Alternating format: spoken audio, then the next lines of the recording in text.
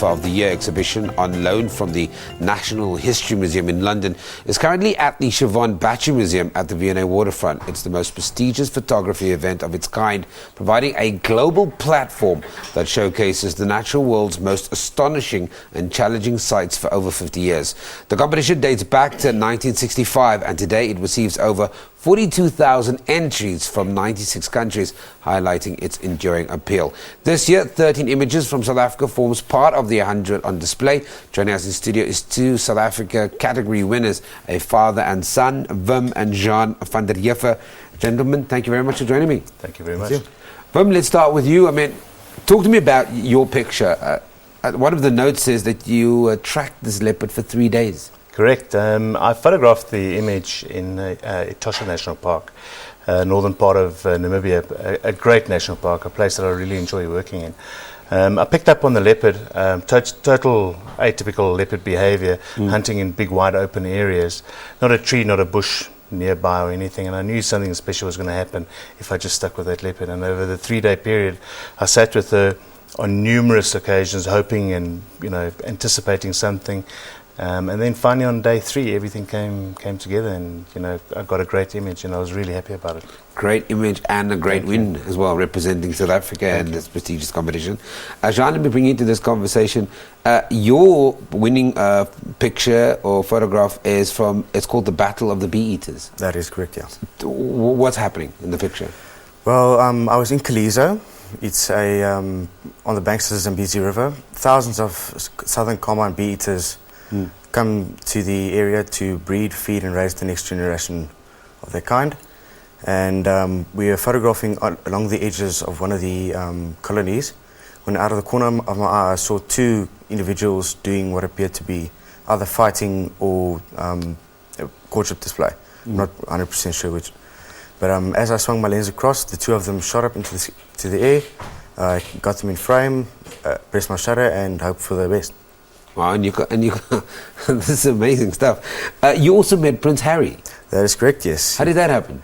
Well, it was quite a surprise to me, to be honest. I was still writing exams at the time that I found out, and I remember my dad picked me up from school that day, and We've got a picture on screen right now. Yeah, there is. I had to guess who we'd be meeting in Capetown. It's fair to say I didn't pick Prince Harry, but yeah, it was great to talk to someone who has such a compassion for nature and is an amazing person to talk to. And all in all, it was definitely an experience that I will forever remember. Well, this is an amazing thing to share with your son. I mean, you're both winners. I'm not going to ask you who's the better photographer. Him. But this is such an amazing thing to pass on to your son, and he's developed his own passion for it. Indeed, correct. As a father, all you could ever wish for is for your siblings and your kids to grow up successfully, and there's no greater joy for me to watch my son just literally go from strength to strength in his wildlife photography. So it's it's very, very pleasing for me. Correct. Yeah. We're looking at this is the award-winning picture that you took. I mean, this is really okay. Other than the picture, how amazing was it to be able to witness that? Well, I'm 42 years old now, and I've pretty much grown up in the bush, and I've literally tracked leopard on so many occasions. I've sat with them on many hours, and I've never seen anything like that. It's fair to say, after that picture was taken, as the pictures came up on my camera after it, I actually started crying. That's how happy I was. It's just you just cannot explain the emotion.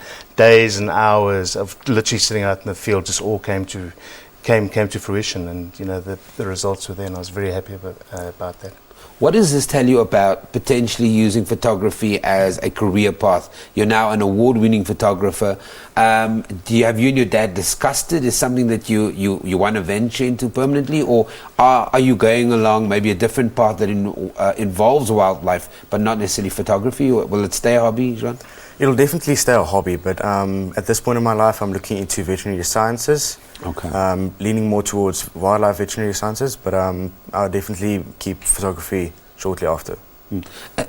Is this the kind of stuff that photographers live for? Because you take thousands and thousands of pictures. People have emotions depending on what they're looking at. When you win an award like this, you're a finalist and an award winner. What does it say about your craft, Wim? Well, obviously it's really soul enriching. That's the only way to put it. If people recognize your images as well and give you the credit for it, it goes a long way. And it's what we all work for. It's a tough world out there for wildlife photographers at the moment, and to get into a competition like this certainly does help quite a bit. Where does it travel to next? I'm off to Ndutu, Tanzania, in 2 weeks. I've just got back from Canada on Monday, so wildlife photographer is quite busy. We run around all over the show. Okay. Next time, I think you might have to pack me in your bag. I'd like to travel with you. You wouldn't want to do that.